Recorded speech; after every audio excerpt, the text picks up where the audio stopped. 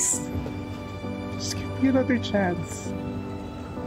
Pinapangako ko, everything will be different this time. Paninindigan ko na lahat ng pagkukulang ko sa pamilya ko. Please.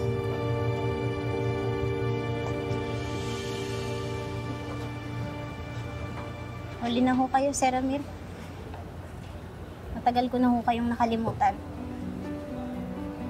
Tsaka, masaya na ho ako sa pamilya ni Tinang Sis eh. Para ho sa akin sila yung totoong pamilya ko at hindi ko na ho kailangan ng iba. Lilet, bago ka magdesisyon, bigyan mo muna ang pagkakataon mapatunayan sa'yo.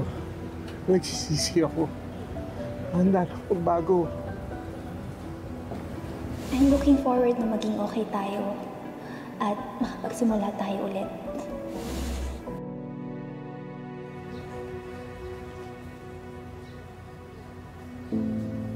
Pasensya na ho.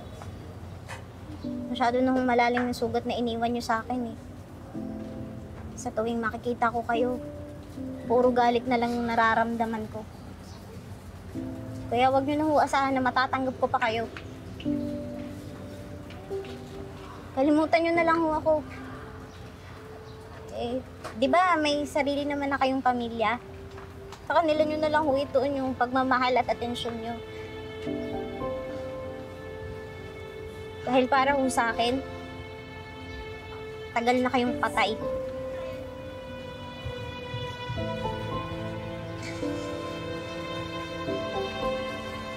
Lilet, please. Sir, tama na ho. Marami pa ho kong gagawin eh. Tsaka, wag na ho kayong paulit-ulit. Hindi naman magbabago yung sagot ko eh. Sana ho ito na yung huling pag-uusap natin. Sige, makakaalis na kayo.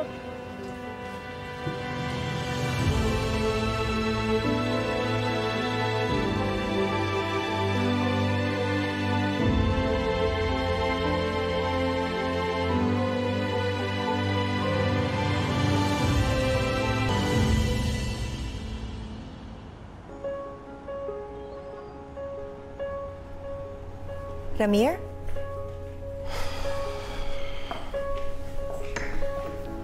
Hey. What's with the long face? Not now, Patricia. I'm not in the mood for a fight. Hindi ko naman gustong makipag-away sa'yo eh. Concerned lang ako kasi mukhang problemado ka. Coming back here's a big mistake.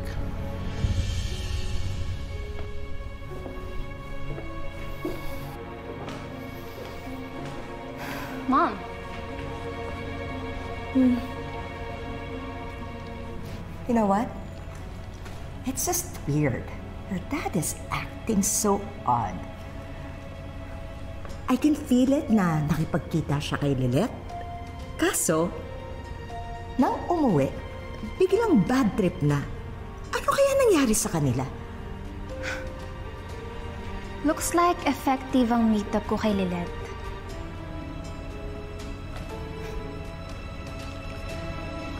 Mom, now na out of the picture na si Lilet, does that mean na magiging okay na ulit kayo ni Dad?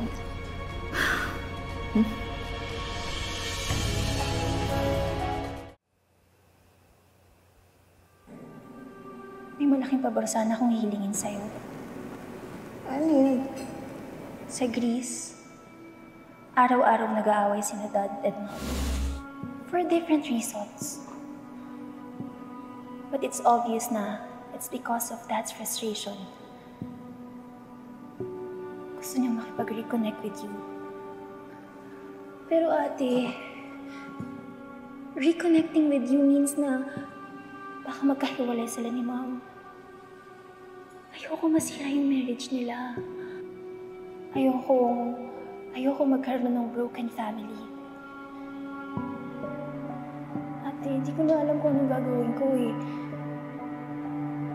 Wala na akong ibang malapitan para hingan ng tulong. Ano yung pag-asa ko? Anong itutulong ko? Anong magagawa ko? Okay lang ba? If puntahan ka ni Dad para makipag-ayos,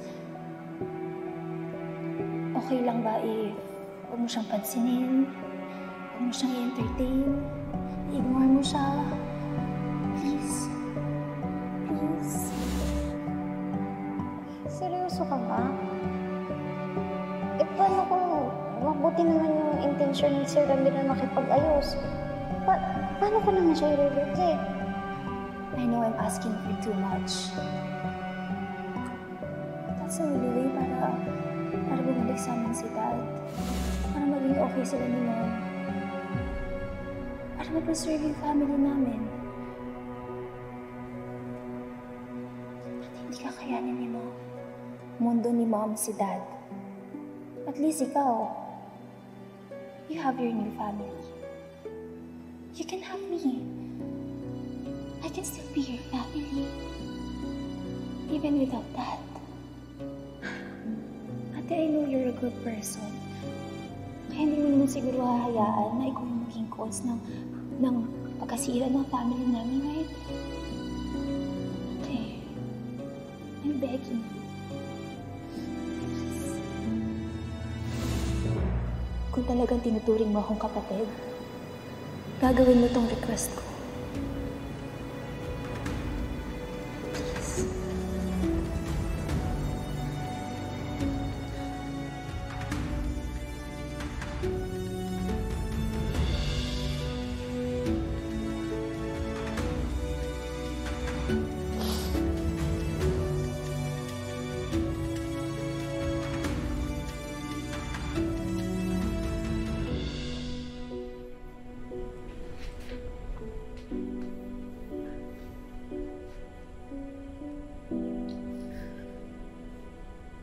Han, I'm sorry.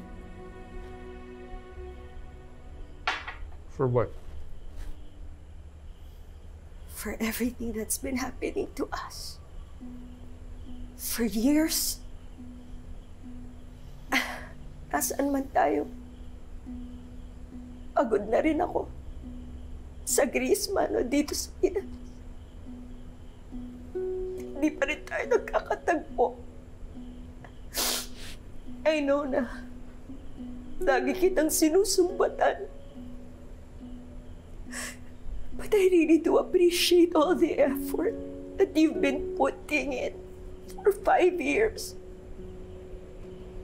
Napaparanoid lang siguro ako kasi ngayon nandito na tayo sa Pilipinas. Alam ko, sisilipin mo pa rin yung bastarda mong sumira sa atin ni Trixie.